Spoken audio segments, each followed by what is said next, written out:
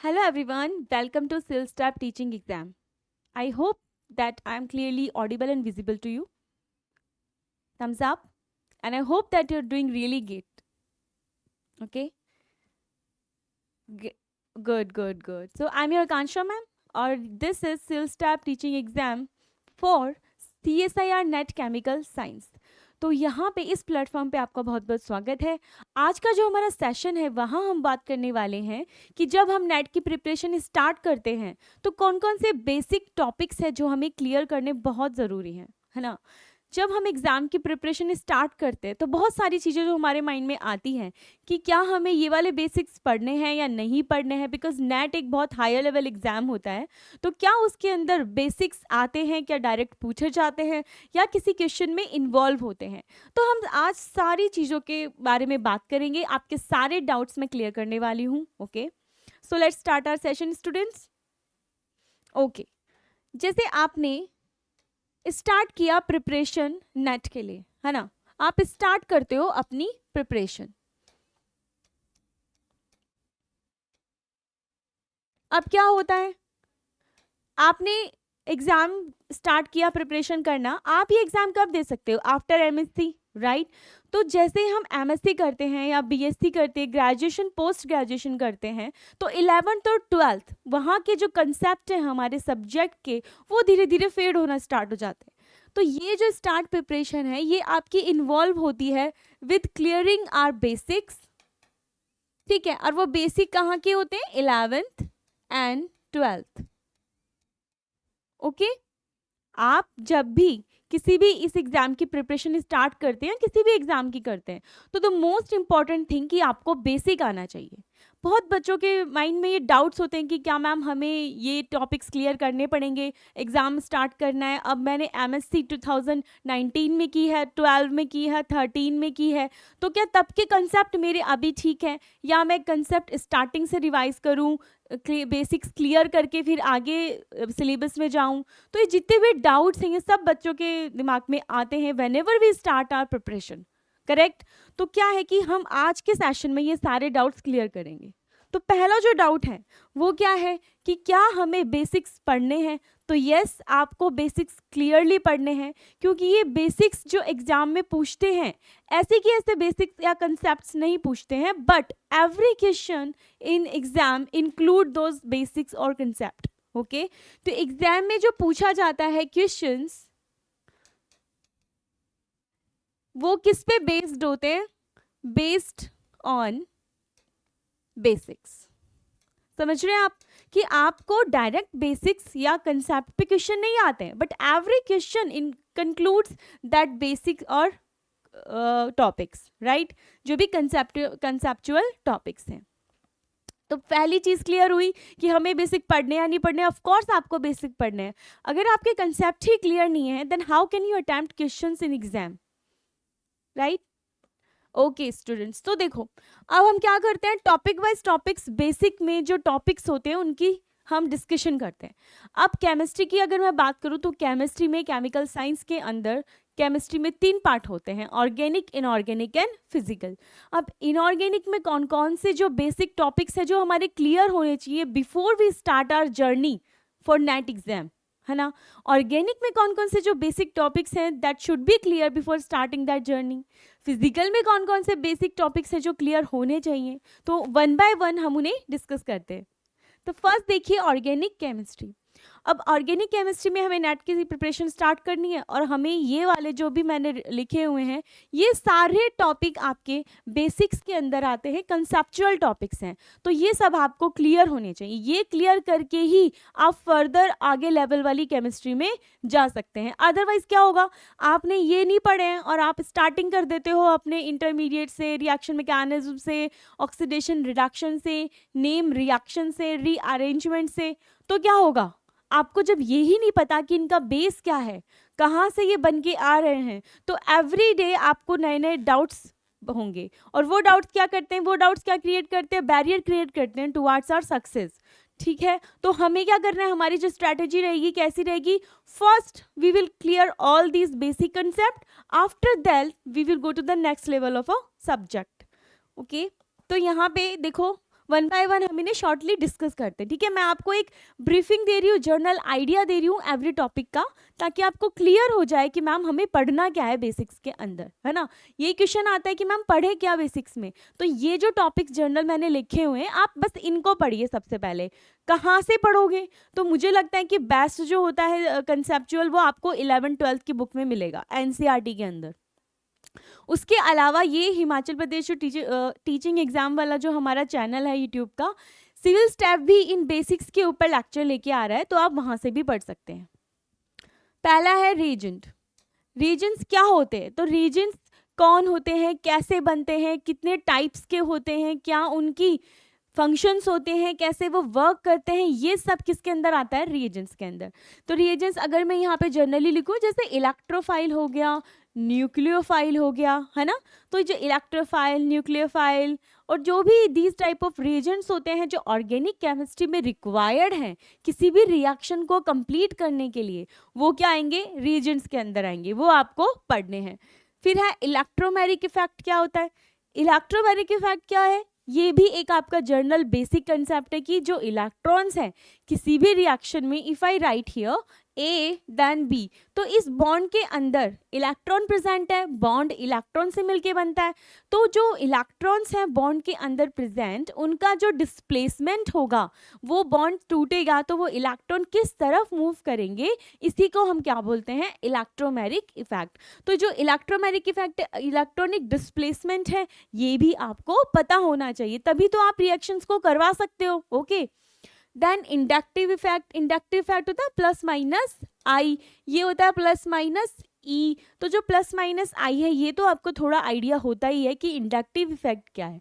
जब कार्बन के साथ में, कार्बन की चेन के साथ में कोई मोर इलेक्ट्रोनेगेटिव एटम जुड़ जाता है और वो कार्बन में सिग्मा बॉन्ड के थ्रू इलेक्ट्रॉन डेंसिटी को खींचता है अपनी तरफ, उसे हम क्या बोलते हैं, इंडक्टिव इफेक्ट, राइट। सो इंडक्टिव इफेक्ट में जो पार्शियल इलेक्ट्रॉन ट्रांसफर होता रहता है परमानेंटली, वो भी हमें पता होना चाहिए। कौन कौन से ग्रुप है जो इंडक्टिव इफेक्ट शो करते हैं ना, पॉजिटिव वाले कौन से होते हैं, निगेटिव वाले कौन से होते हैं, ये सब इंडक्टिव इफेक्ट के अंदर आता है।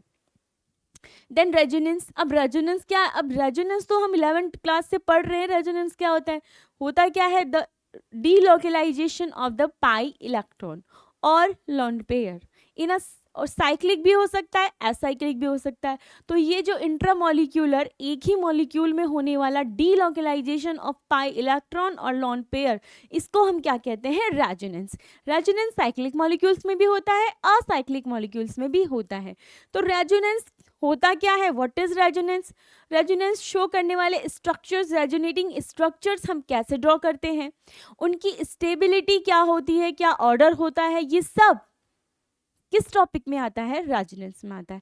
तो रेजोनेंस भी बहुत इंपॉर्टेंट क्वेश्चन टॉपिक है, बिकॉज एग्जाम में क्या होता है, जो क्वेश्चन हमसे पूछते हैं वो डायरेक्टली पूछ लेते हैं, right the stability order of these resonating structures, और ये एग्जाम में आया हुआ क्वेश्चन है नेट के अंदर, रेजोनेटिंग स्टेबिलिटी का ऑर्डर, ठीक है। तो यहीं से उठ के आया है, तो यहाँ से भी कंसेप्ट के ऊपर क्वेश्चंस बना देते हैं वो लोग।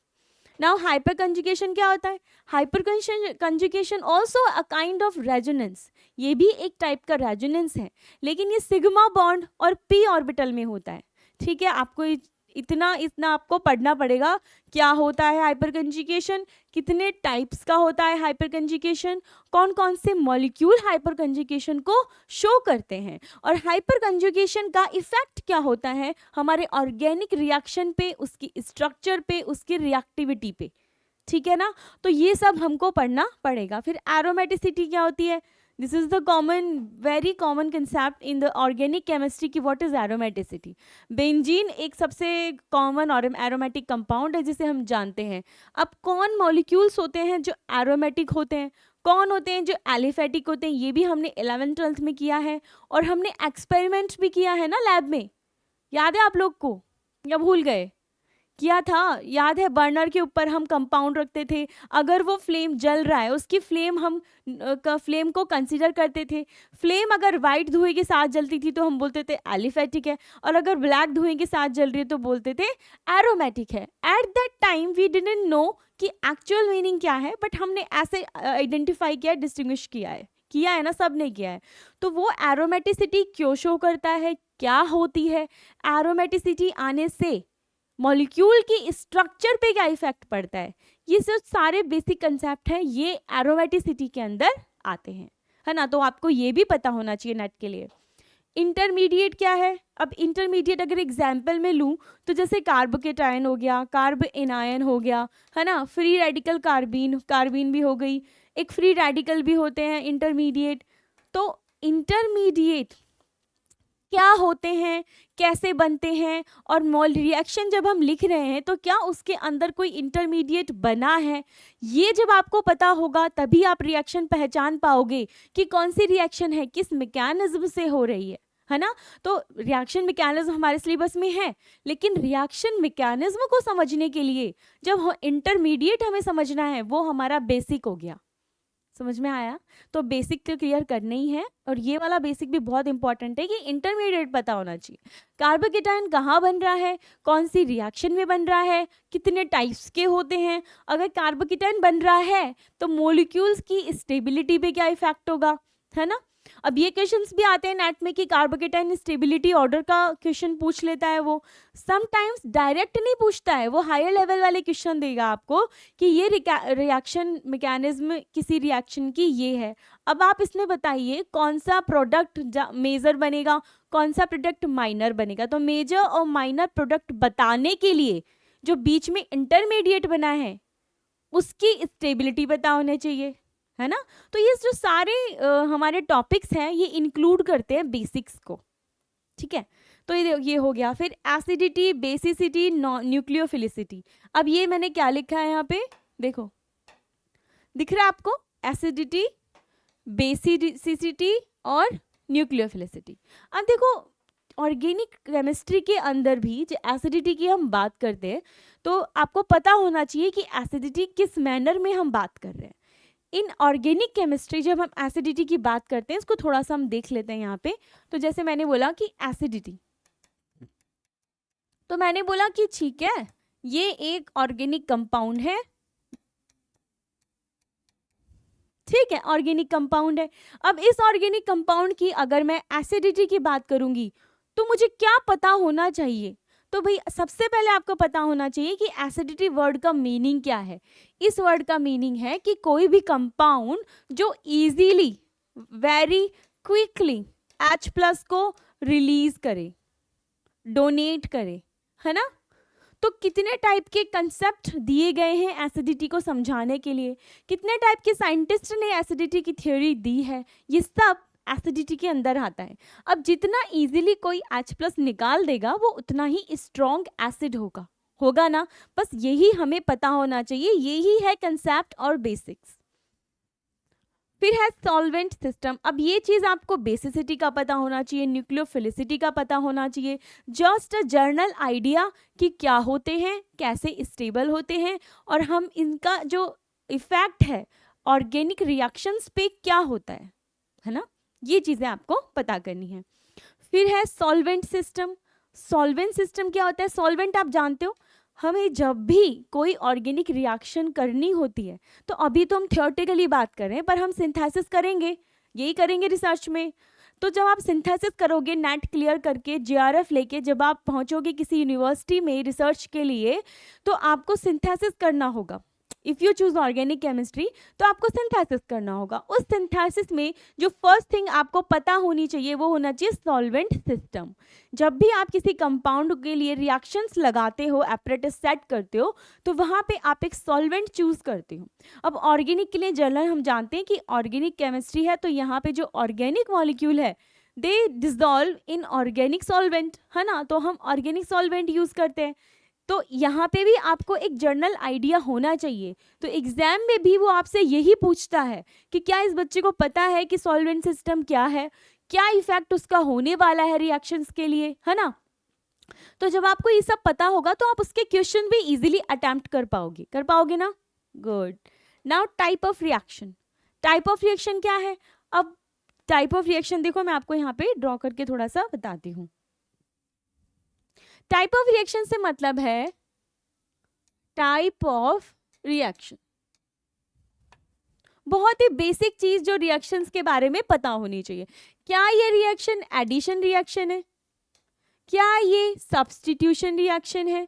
क्या ये एलिमिनेशन रिएक्शन है ना? मतलब मैंने अभी जर्नल 3 रिएक्शंस लिखी है, रीअरेंजमेंट रिएक्शंस भी होती हैं।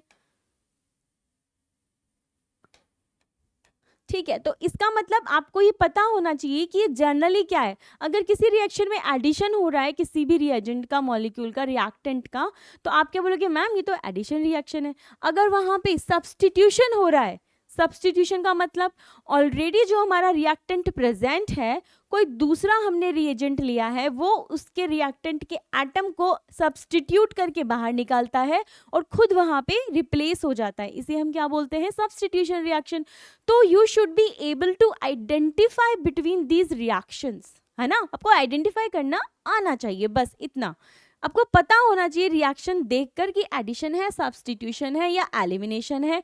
एलिमिनेशन में कुछ मॉलिक्यूल, कोई भी स्मॉल मॉलिक्यूल बाहर निकलेगा, तो इसमें एक छोटा कोई भी मॉलिक्यूल लाइक H2 या एनीथिंग वो बाहर निकलता है, इसे एलिमिनेशन कहते हैं। इसमें ऐड होता है, इसके अंदर सब्स्टिट्यूट होता है। और रीअरेंजमेंट में क्या है? रीअरेंजमेंट में एटम्स का रीअरेंजमेंट होके मोर स्टेबल हमें स्ट्रक्चर मिलती है। तो अगर आपको ये सब पता है तभी तो आप रिएक्शंस क्या कर पाओगे ना, सॉल्व कर पाओगे, आप रिएक्शंस को इजीली एक्यूरेटली अटेम्प्ट कर पाओगे। तो ये जो हमने डिस्कस किए ये ऑर्गेनिक केमिस्ट्री के बेसिक्स थे, टॉपिक्स थे जो आपको क्लियर करने हैं। उसके बाद ही आप अपना नेट का प्रिपरेशन स्टार्ट कर सकते हैं, है ना? मैंडेटरी है ये करना। देखो नाउ इनऑर्गेनिक केमिस्ट्री को डिस्कस कर लेते हैं। इनऑर्गेनिक केमिस्ट्री में जो बेसिक्स हैं जो आपको पता होने चाहिए in order to attempt all the inorganic questions in exam paper. तो आप क्या क्या करने, ये क्वेश्चंस है जो आपको ये टॉपिक्स है सॉरी जो आपको क्या करने, क्लियर करने हैं। तो देखो पीरियोडिक टेबल, अब हम जानते हैं 11th-12th में हमने पढ़ा है पीरियोडिक टेबल क्या होती है, लेकिन सिंस हमने हो सकता है कि हमारी एमएससी मास्टर्स या हमारी एजुकेशन पहले हो चुकी हो, नाउ वी डिसाइडिंग कि अब हमें नेट क्लियर करना है, ये एग्जाम में प्रिपेयर करना है, तो थोड़ा सा टाइम जब बीत जाता है, निकल जाता है, तो हम थोड़ा सा फेडेड हो जाती है वो वाले टॉपिक्स। तो इसलिए पीरियोडिक टेबल को आपको क्या पता होना चाहिए पीरियोडिक टेबल के बारे में। So according to NET exam you should know कि पीरियोडिक टेबल के अंदर हर एटम की पोजीशन क्या है, ये आपको पता होना चाहिए। कहाँ एस ब्लॉक आता है, कहाँ पी ब्लॉक आता है, कहाँ डी और एफ ब्लॉक आता है ना? और उसके कुछ ट्रिक्स होती हैं जिससे हम पूरी पीरियोडिक टेबल ही याद कर सकते हैं। तो कभी भी हमें कोई भी इलेक्ट्रॉनिक कॉन्फ़िगरेशन लिखना होता है तो प्रॉब्लम नहीं आती कि कैसे लिखें, क्योंकि हमें वो ट्रिक याद है। और ये ट्रिक आपको कौन बताने वाला है? हम लोग आपको सारी ट्रिक्स हमारे लेक्चर्स के थ्रू एक्सप्लेन करने वाले हैं, ठीक है? तो वहाँ पे टेंशन नहीं लेनी है। ओके, तो पीरियोडिक टेबल आपको पता होनी चाहिए, कौन से एलिमेंट है, कहाँ है, इसे एस ब्लॉक में आता है, ये पी ब्लॉक में आता है, ये डी एफ ब्लॉक में आता है ना? ये जर्नल आइडिया आपको होना चाहिए। Next periodic trends. Periodic trend से क्या होता है मैम? देखो पीरियोडिक ट्रेंड का मतलब है जब हम लेफ्ट किसी पीरियोडिक टेबल में लेफ्ट टू राइट जाएं, अप टू डाउन, जब किसी भी पीरियोडिक टेबल में लेफ्ट टू राइट जाने पर उस एलिमेंट की प्रॉपर्टीज में जो वेरिएशन होता है वो पीरियोडिक ट्रेंड होता है। अप टू डाउन आने पर किसी एलिमेंट की एटॉमिक प्रॉपर्टीज में जो वेरिएशन हमको दिखता है, जिस पे क्वेश्चंस पूछे जाते हैं, ठीक है, ये इसका साइज छोटा क्यों है, इसका साइज इससे बड़ा क्यों है, कंपैरिजन वाले क्वेश्चंस आते हैं, तो वो सब क्या है यहाँ पे पीरियोडिक ट्रेंड्स में हम पढ़ते हैं। हम पढ़ चुके हैं 11th-12th में, ग्रेजुएशन में भी पढ़ा है, लेकिन अभी थोड़ा वो वैगी हो गया, धुंधला हो गया, तो हमें क्या करना है, उसको क्लियर करना है।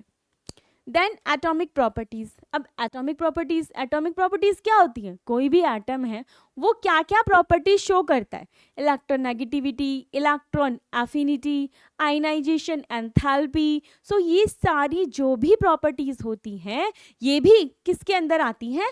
एटॉमिक प्रॉपर्टीज में। तो आपको इन सब प्रॉपर्टीज के जो टर्म्स होते हैं उनका मीनिंग पता होना चाहिए ना भाई। अगर आपको यही नहीं पता होगा कि इलेक्ट्रोनेगेटिविटी का मतलब क्या है तो आप कैसे क्वेश्चंस करेंगे, है ना, फिर तो पॉसिबल ही नहीं है। तो ये चीज़ें आपको पता होनी चाहिए, हर टर्म का मतलब पता होना चाहिए। व्हाट इज डाइपोल मोमेंट, है ना, ठीक है, ये आपको पता होना चाहिए तभी कर सकते हो। उसके लिए आपको एटॉमिक प्रॉपर्टीज के सारे जो टॉपिक्स हैं वो पढ़ने होंगे। हाइब्रिडाइजेशन, अब हाइब्रिडाइजेशन क्या है ये तो मैं आपको क्या बताऊँ, को पता है, नहीं पता तो देखो, जो अगर sp2 नाम सुना है आपने, sp3, dsp2, dsp3, this all are hybrid orbitals. तो हाइब्रिडाइजेशन क्या है, हाइब्रिडाइजेशन जो है वो कोई भी मॉलिक्यूल बना कैसे है उसकी बॉन्डिंग को एक्सप्लेन करने वाली थ्योरी है। कोई भी जो मॉलिक्यूल की स्ट्रक्चर हमको दी गई है, जैसे PCl5 दे दिया, ठीक है, PCl5 दे दिया, PCl3 दे दिया, H2O दे दिया H2O, अमोनिया दे दिया, तो ये जितने भी मॉलिक्यूल्स हमें देके पूछते हैं कि बताओ इन मॉलिक्यूल की स्ट्रक्चर कैसे बनी, तो हम उसके लिए कुछ थ्योरीज देते हैं, कुछ कंसेप्ट देते हैं, उसमें है हाइब्रिडाइजेशन। ऑर्बिटल की मिक्सिंग होती है, फिर नए ऑर्बिटल्स बनते हैं इक्वल और इक्वल शेप, इक्वल एनर्जी के इन इक्वल नंबर, तो वो हाइब्रिड ऑर्बिटल होते हैं। इस तरीके से जब हम एक्सप्लेन करते हैं तो उसके ऊपर भी क्वेश्चंस बनते हैं इनऑर्गेनिक में। तो इन क्वेश्चंस को अटेम्प्ट करने के लिए पहले हमें ये पता होना चाहिए हाइब्रिडाइजेशन होता क्या है ना, ठीक है। बॉन्ड ऑर्डर क्या होता है, अब बॉन्ड ऑर्डर क्या है, बॉन्ड लेंथ क्या है, बॉन्ड एंगल क्या है, ये सब हाइब्रिडाइजेशन पढ़ते हैं तो उसके अंदर ही आ जाता है। अब इसके भी ऑर्डर हमें से एग्जाम में पूछते हैं। VBT, MOT, ये भी मॉलिक्यूल्स के स्ट्रक्चर को एक्सप्लेन करने वाली थ्योरीज होती है। Valence band theory, molecular orbital theory, तो ये सब क्या है, आपके मॉलिक्यूल के स्ट्रक्चर को एक्सप्लेन करने वाली थ्योरीज है, जो हायर क्लासेस में हम हायर लेवल पे पढ़ते हैं, पर जो उनका बेसिक होता है वो तो 11th-12th में ही है, तो वो हमें क्लियर करना है ना, वो हमें याद करना है, दोबारा से रिवाइज करना है। हाइड्रोजन बॉन्डिंग क्या होती है, तो देखने में आपको ये बहुत छोटे छोटे टॉपिक लग रहे हैं, पर यही हमारे कंसेप्चुअल टॉपिक है, यही हमारे बेसिक्स हैं।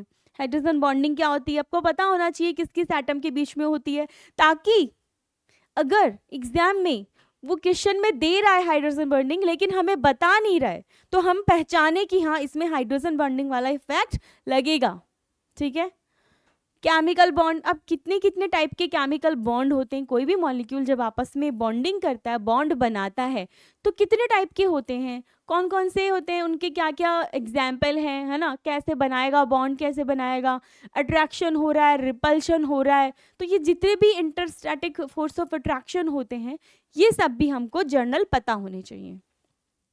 Journal idea of SPDF block elements, अब इनऑर्गेनिक आप पढ़ रहे हैं, इनऑर्गेनिक में एलिमेंट्स पे भी बहुत क्वेश्चंस आते हैं, और आजकल तो जो क्वेश्चंस आते हैं वो इनके रिएक्शंस के बारे में बहुत आते हैं, तो किस किस टाइप के रिएक्शंस दे रहे, तो आपको पता होना चाहिए। एस ब्लॉक के एलिमेंट है, उनका क्या नेचर होगा, मेटल नेचर होगा। पी ब्लॉक के एलिमेंट है तो उनका क्या नेचर होगा, वो नॉन मेटालिक नेचर के ज़्यादा होंगे, ठीक है। कुछ मेटल होते हैं, कुछ एलिमेंट होते हैं जो मेटलॉइड्स होते हैं, उनमें मेटल और नॉन मेटल दोनों के कैरेक्टर मिक्स हो जाते हैं ना, ये भी होता है ना। तो मतलब कहने का है कि एलिमेंट्स जो हैं उनका भी आपको एक जर्नल आइडिया होना चाहिए क्या होते हैं। ओके, समझ में आया, क्लियर। तो ये आपको समझ में आया कि हमने जो बेसिक पढ़ने हैं इनऑर्गेनिक में वो कौन कौन से बेसिक के टॉपिक्स हमको पढ़ने हैं। लास्ट है अपना फिजिकल को डिस्कस करते हैं। फिजिकल केमिस्ट्री क्या है, उसमें जो बेसिक है वो क्या रिक्वायरमेंट है बेसिक टॉपिक की। अब रिक्वायरमेंट तो सिंपल सी है कि हम अगर नेट लेवल के क्वेश्चंस अटैम्प्ट करने जा रहे हैं तो उससे पहले एटलीस्ट हमारे 11th-12th वाले टॉपिक्स तो क्लियर होने चाहिए ना, वो कंसेप्ट तो क्लियर होने ही होने हैं। तो फिजिकल के अंदर जो है देखो, पहले तो फिजिकल क्वांटिटीज़ का मतलब है जैसे लेंथ होती है ना, मास और वेट और वो जितने भी फिजिकल क्वांटिटीज़ हैं उन सब के बारे में हमें जर्नल पता होना चाहिए। ये कौन सी फिजिकल क्वांटिटी है, इसको क्या बोलते हैं, इसकी कौन कौन सी यूनिट्स होती हैं, तो वो आपको फिजिकल केमिस्ट्री में पता होना चाहिए। यूनिट इंटर कन्वर्जन का मतलब जैसे आपको किलोमीटर को चेंज करना है मीटर में, मीटर को चेंज करना है सेंटीमीटर में, ठीक है, डेसीमीटर में चेंज करना है। तो ये जो यूनिट कन्वर्जन, इंटर कन्वर्जन है, एक यूनिट को दूसरी यूनिट में आप कन्वर्ट कर पा रहे हो, this is really important and really required to get complete marks in that question in physical. अब फिजिकल में आपको न्यूमेरिकल्स बनेंगे न्यूमेरिकल्स. अभी न्यूमेरिकल्स में आपको वो दे किस और यूनिट में रहा है क्वेश्चन में, है ना, उसने एंगस्ट्रम में दे रखी है वेवलेंथ, और वो आपसे पूछ रहा है कि पिकोमीटर में निकालो या मीटर में निकालो या सेंटीमीटर में निकालो. तो इस टाइप का जब वो आपको ये देकर ये पूछेगा, लेकिन आपको इंटर कन्वर्जन ही नहीं आता, तो आप कैसे करेंगे, है ना, वहां पे आ गया, प्रॉब्लम आ गई. तो उससे बचने के लिए क्या करना है, आपको पहले ये पढ़ लो, यूनिट इंटर कन्वर्जन पूरा कंसेप्ट ही क्लियर कर लो कि भाई एक यूनिट से दूसरी यूनिट में कैसे इंटरचेंज करेंगे हम. वो हमें आता है, हमने क्वेश्चन पढ़ा, पहले हमने हमारी इस क्वांटिटी को चेंज कर लिया और फिर हमने हमारा आंसर किया. समझे आप. तो ये है unit interconversion. Then mole concept. अब मोल कंसेप्ट तो फिजिकल केमिस्ट्री में हमारे 11th क्लास में होता था, first chapter some basic concept of chemistry. तो वहाँ पे जो मोल कंसेप्ट हमने पढ़ा था वही मोल कंसेप्ट बाद में भी काम आता है. कैसे काम आता है, जैसे भी आप क्वेश्चन सॉल्व करते हो तो उसके अंदर जो मोल है वो पूछ लेते हैं ना, लिमिटिंग, जैसे लिमिटिंग रिएजेंट पूछ लेते हैं. अब आप थर्मोडायनेमिक्स सॉल्व करेंगे या इक्विलिब्रियम के क्वेश्चन सॉल्व करेंगे तो वहाँ पर ये बहुत काम आते हैं मोल कंसेप्ट के क्वेश्चन. तो आपको क्या करना है, मोल कंसेप्ट वाला टॉपिक भी आप अपना पहले ही पढ़ लीजिए ताकि आप इजीली फिजिकल के क्वेश्चंस अटेम्प्ट कर पाए. हो गया, समझ में आया, गुड. नाउ पीएच और के. अब ये पीएच क्या होता है, negative logarithm of H plus ion concentration होती है ना पीएच. अब पीएच के क्वेश्चंस कितने आते हैं फिजिकल केमिस्ट्री में, बहुत सारे आते हैं. इक्विलिब्रियम में बहुत सारे पीएच के बारे में पूछते हैं. तो पीएच के ए क्या होती है, पी के ए क्या होती है, कैसे हम इन्हें निकालते हैं, पढ़ा है ना हमने. बफर सॉल्यूशन में आता है, ये पूछा जाता है, एकदम ऐसे फॉर्मूला वाले क्वेश्चंस आते हैं, उनमें हमें पुट करनी है वैल्यूज. तो जब तक हमें यही नहीं पता होगा कि बेसिक पीएच क्या होती है ना, के क्या होती है एसिड डिसोसिएशन कांस्टेंट, तो जब तक हमें ये बेसिक नहीं पता होगा हम कैसे आगे हमारे क्वेश्चंस को सॉल्व करेंगे. क्योंकि जो नेट के क्वेश्चंस होते हैं उसमें इस ऐसा नहीं देगा कि पीएच बताओ, वो अपने क्वेश्चन में पीएच को इन्वॉल्व कर लेगा. अब आप अटक चुके हो, उस स्टेप पे अटक चुके हो जहां आपको पीएच निकालनी है. अब आपको पूरा क्वेश्चन भी फॉर्मूला आता है, आपको पता है कैसे करना है, पर अगर आपको पीएच निकालना नहीं आ रहा तो आप उस न्यूमेरिकल को कैसे सॉल्व करोगे, है ना, हो रही ना प्रॉब्लम. तो बस उसी से बचने के लिए हमें क्या करना है, हमें ये पहले ही पढ़ के जाना है, पहले ही पढ़ना है हमें, ठीक है. इक्विलिब्रियम क्या होता है, कितने टाइप्स का होता है, केमिकल, आयनिक इक्विलिब्रियम, उसकी जर्नल जितनी भी प्रॉपर्टीज है चैप्टर की वो आपको क्लियर करनी है, आपको बेसिक पता होना चाहिए. इसके लिए बेस्ट तो मुझे लगता है कि आप एनसीईआरटी पढ़ लो. इसका जो बेसिक है वो एनसीईआरटी में गिवन है 11th और 12th में. तो वो जब आप पढ़ लोगे तो फिर आपको और कुछ करने की जरूरत नहीं है, फिर आप अपने नेट लेवल के नोट्स पढ़िए, उससे आप इजीली क्वेश्चन अटेम्प्ट कर सकते हैं. Then elements of symmetry. अब जब हम ग्रुप थ्योरी के क्वेश्चन सॉल्व करते हैं फिजिकल केमिस्ट्री में, तो ग्रुप थ्योरी वाले क्वेश्चंस में एलिमेंट ऑफ सिमेट्री बहुत इंपॉर्टेंट है. आपको ये पता होना चाहिए जब भी हम ग्रुप थ्योरी के क्वेश्चन सॉल्व करेंगे हमें सिमेट्री निकालना आना चाहिए मॉलिक्यूल में. अब सिमेट्री निकालने के लिए हमें पहले ही पता, हम पढ़ लेंगे कि एलिमेंट्स ऑफ सिमेट्री कौन कौन सी होती है, कैसे हम उसे निकाल सकते हैं, ताकि जब भी हम ग्रुप थ्योरी के क्वेश्चन को अटेम्प्ट करें वो हमारा कोई ऑब्स्टिकल ना डाले, कोई बैरियर नहीं डाले कि सिमेट्री नहीं समझ में आ रही, ग्रुप थ्योरी में ये कैसे बताऊं इसका क्या है ग्रुप है ना. तो वो चीज़ हम फिर फेस नहीं करनी पड़ेगी हमको. देन यूनिट सेल क्या होती है, सॉलिड के अंदर यूनिट सेल, उसके क्वेश्चंस आते हैं. तो यूनिट सेल क्या है, यूनिट सेल तो बेसिक है सॉलिड स्टेट के अंदर. तो यूनिट सेल क्या होती है, कितने टाइप की होती है, बस इतना आपको जनरल आइडिया होना चाहिए. देन इलेक्ट्रोलाइटिक सेल्स क्या होते हैं, इलेक्ट्रोकेमिकल सेल्स क्या होते हैं, ये सब, कैथोड क्या है, एनोड क्या है, ये सब पता होना चाहिए, तभी हम इलेक्ट्रोकेमिस्ट्री में आगे क्वेश्चन सॉल्व कर पाएंगे, right. Then oxidation and reduction. Oxidation and reduction ये जो टॉपिक है इसके अपने अलग अलग पार्ट है, जैसे कि फिजिकल में अलग तरीके से पूछते हैं, ऑर्गेनिक में अलग तरीके से पूछते हैं ना. तो इसमें जो फिजिकल के अंदर होता है इसमें क्या होता है, इलेक्ट्रोकेमिस्ट्री में ये काम आता है. आपको ये पता होना चाहिए कि जो मेटल है, एलिमेंट है, इसका क्या नेचर है, इलेक्ट्रोकेमिकल सीरीज हमें पता होनी चाहिए. तो आप ऐड कर सकते हो यहाँ पे कि इलेक्ट्रोकेमिकल सीरीज, इलेक्ट्रोकेमिकल सीरीज, ठीक है. जब हमें इलेक्ट्रोकेमिकल सीरीज पता होगी तो हम इजीली बता पाएंगे कि इसका ऑक्सीडेशन होगा, इसका रिडक्शन होगा, इसका क्या नेचर है, ठीक है. तो ये था हमारा आज के सेशन में जो कंसेप्ट और जो बेसिक क्लियर करना ज़रूरी है नेट एग्ज़ाम को अटेम्प्ट करने के लिए, उसका डिस्कशन है ना। आई होप कि आपको ये पूरा डिस्कशन समझ में आया हो। अगर आपको अच्छा लगा तो आप हमारे चैनल को लाइक करना है, सब्सक्राइब करना है और जो बेल आइकन है उसे भी प्रेस करना है, ताकि आपको नोटिफिकेशन मिलते रहे जब भी हमारा कोई न्यू वीडियो आता है। तो ये जो हमारी स्ट्रैटेजी है, जो हम बेसिक्स बता रहे हैं आपको, ताकि आपके नेट के एग्ज़ाम की प्रिपरेशन बहुत ही अच्छे और शानदार तरीके से हो। Okay, so that's it for today's session. We will meet in the next class. Till then, all the best for your exam and keep preparing it well. Okay, thank you.